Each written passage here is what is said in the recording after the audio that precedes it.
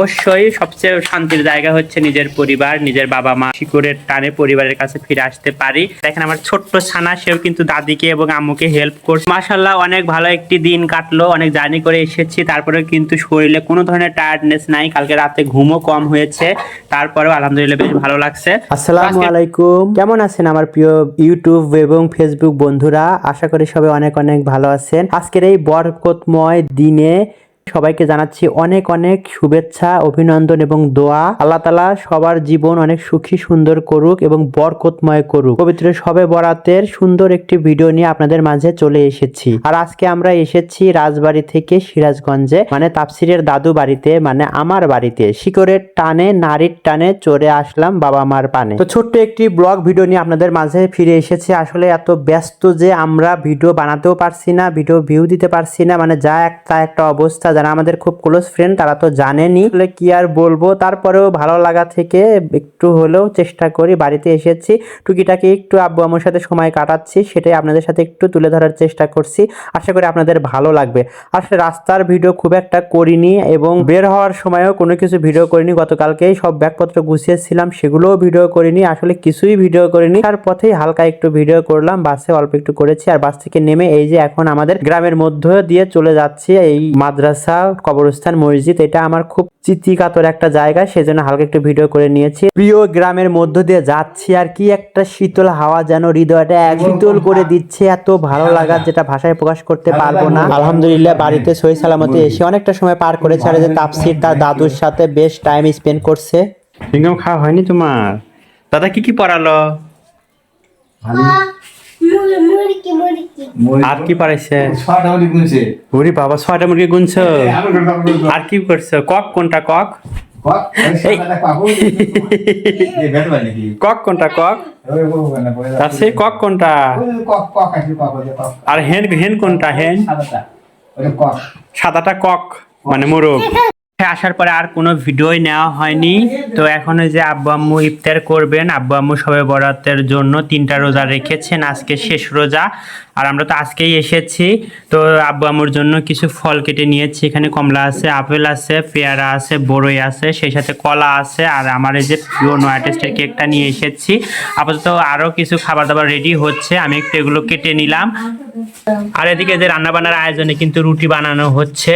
এই পাশে মুরগির মাংস আছে, আর এই পাশে এই যে তানু এবং আম্মু মিলে মাটির চুলাতে রান্না করছে। এক পাশে রুটি ভাজতেছে, আর এক পাশে মুরগির মাংস রান্না হচ্ছে। মাটির চুলায় এভাবে রান্না করার কিন্তু মজাই অন্যরকম। আর বাড়িতে আসলে কিন্তু এই ফিলিংসটা পাওয়া যায়। শাশুড়ি বৌমা মিলে রান্না করছে, আর আমি ওদিকে একটু ইফতারটা রেডি করছি। মাশাআল্লাহ অনেকদিন পরে বাড়িতে আসলাম এবং বাড়িতে এসে কিন্তু অনেক বেশি ভালো লাগছে। আর দেখেন আমার ছোট্ট ছানা, সেও কিন্তু দাদিকে এবং আম্মুকে হেল্প করছে, সে রান্না করছে চুলাতে, এভাবে সে জাল দিচ্ছে। কিছু খাবার রেডি করা হয়ে গেছে। এখানে আছে পোলাও, তার সাথে আছে দুধ, মিষ্টি, এখানে হচ্ছে মূলা শাক ভাজি, এখানে বৈত্যা শাক ভাজি। মানে গ্রামে আসলে কিন্তু এইগুলো একদম পিওর শাক এবং টাটকা টাটকা, কিন্তু আর করলে মজা, মানে অনেক মজা লাগে এগুলো খেতে। মাশাআল্লাহ খুব ভালো লাগছে।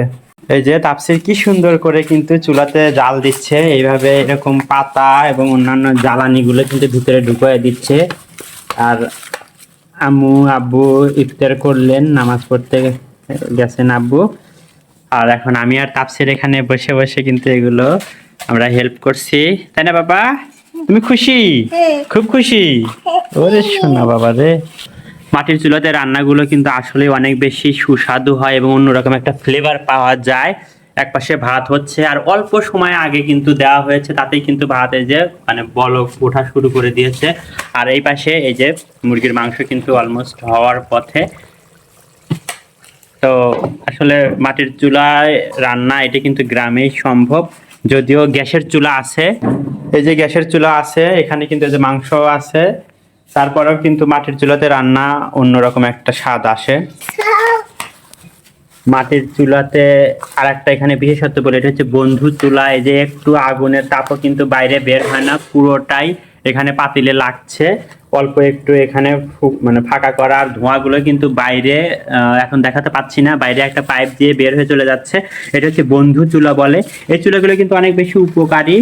এবং অনেক মানে হচ্ছে সাশ্রয়ী, অল্প পরিমাণ আর কি তাপেই কিন্তু একদম সুন্দর মতো সবকিছু হয়ে যায়।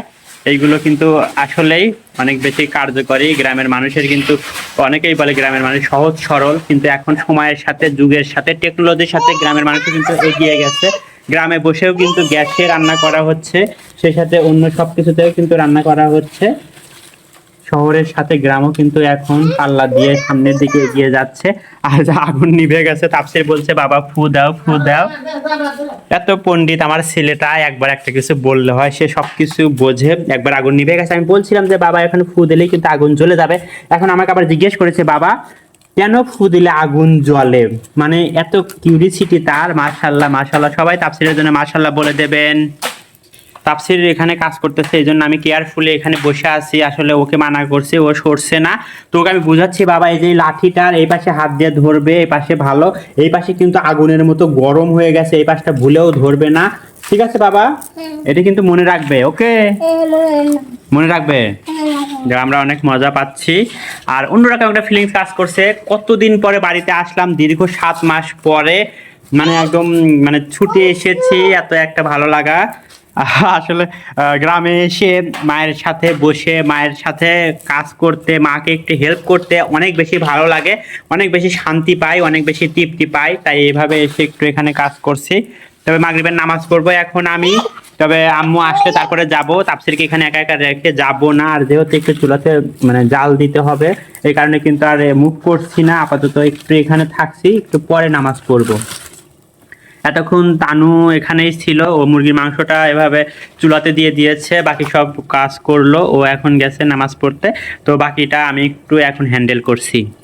সবাই নামাজ পড়ে এসেছি, আর এই যে এখন দাদি এবং নাতি মিলে রান্নার দায়িত্ব নিচ্ছে। তাপসির সে তখন থেকে একটানা জাল দিয়ে যাচ্ছে মাটির চুলাতে। আর এদিকে আমার বিবি যান, সে চা বসানোর জন্য কিন্তু এক পায়ে খাড়া, মানে সে গ্যাসের চুলাতে খাড়া হয়ে চা বানাচ্ছে। সে এখন দুধ চা বানাবে, চার প্রসেসিং চলছে, সবাই মিলে একসাথে চা খাওয়া হবে। আসলে আব্বু বারবার বলে যে তানুর হাতের চা এত বেশি টেস্টি হয়, এই কারণে তানু কিন্তু এবার মানে মিশনে এসেছে যে প্রতিদিন বাবাকে চা খাওয়াবো। চা লাভার, সুতরাং চা হবে না তা তো নয়ই। কাপগুলো কিন্তু এই যে সুন্দর করে ধুয়ে নিয়েছি, এখন এই যে তানু এগুলো চা সার্ভ করে দিচ্ছে। ওয়াও, কালারটা তো অনেক সুন্দর এসেছে মাশাআল্লাহ। ফাইনালি চা রেডি, এখন আমরা সবাই মিলে খাবো। চা ঠান্ডা হয়ে যাচ্ছে, আর কোনো দেরি নয়। আর পর্ব শেষ করে আমরা আবার চুলায় এসেছি। আম্মু তো সারাদিন খালি রান্নাই করে, মানে রান্নার থামে না আব্বু, এটা কিন্তু আমার গায়ে লাগবে। আর তাফসির অলরেডি তার দায়িত্ব সেই তখন থেকে পালন করছে। আর এখন যেটা হচ্ছে সেটা হচ্ছে এই যে খেজুরের রস জাল দেওয়া হচ্ছে, খেজুরের রস থেকে কিন্তু গুড় হয়। আর এটা কিন্তু এই যে একটু লাল লাল হওয়ার পরে কিন্তু এত মিষ্টি লাগে, একদম খুবই টেস্টি লাগে, গুড়ের মতো স্বাদ। আর এই পাশে হচ্ছে ভুড়ি রান্না হচ্ছে, ভুড়ি এই যে আম্মু রান্না করছে, রান্না হয়ে গেছে, এখন একটু জাল দিচ্ছে। মানে কন্টিনিউয়াসলি চলছেই, রান্না থামছে না, রান্না চলছেই। সারাদিন রোজা রেখে বলছি যে এখন একটু রেস্ট করো, তো একের পর এক রান্না করছেই। তো যাই হোক, তারপরে সবাই মিলে একসাথে টাইম স্পেন্ড করছি, বেশ কোয়ালিটিপূর্ণ টাইম স্পেন্ড হচ্ছে মাশাআল্লাহ। বাড়িতে আসলে কিন্তু এই জিনিসটা হয়। তাই আমরা যে যেখানেই থাকি, যখনই সুযোগ হয়, আমরা কিন্তু চাইলেই আমরা পরিবারের শিকড়ের টানে পরিবারের কাছে ফিরে আসতে পারি। আর অবশ্যই সবচেয়ে শান্তির জায়গা হচ্ছে নিজের পরিবার, নিজের বাবা মার মতো এরকম শান্তি আর কোথাও নাই। তো মাশাআল্লাহ অনেক ভালো একটি দিন কাটলো, অনেক জার্নি করে এসেছি, তারপরে কিন্তু শরীরে কোনো ধরনের টায়ার্ডনেস নাই। কালকে রাতে ঘুমও কম হয়েছে, তারপরেও আলহামদুলিল্লাহ বেশ ভালো লাগছে। তো আজকের ভিডিও থেকে শেষ করব, তার আগে সবাইকে বলে দিচ্ছি যারা এখন পর্যন্ত লাইক দিতে ভুলে গেছেন প্লিজ লাইক দিয়ে দেবেন। চ্যানেল নতুন হয়ে থাকলে চ্যানেলটি সাবস্ক্রাইব করে বন্ধু আমাদের পাশেই থাকবেন। আর এই যে দেখেন বন্ধু ছিল কিভাবে আগুন জ্বলে, একদম দাউ দাউ করে আগুন জ্বলছে।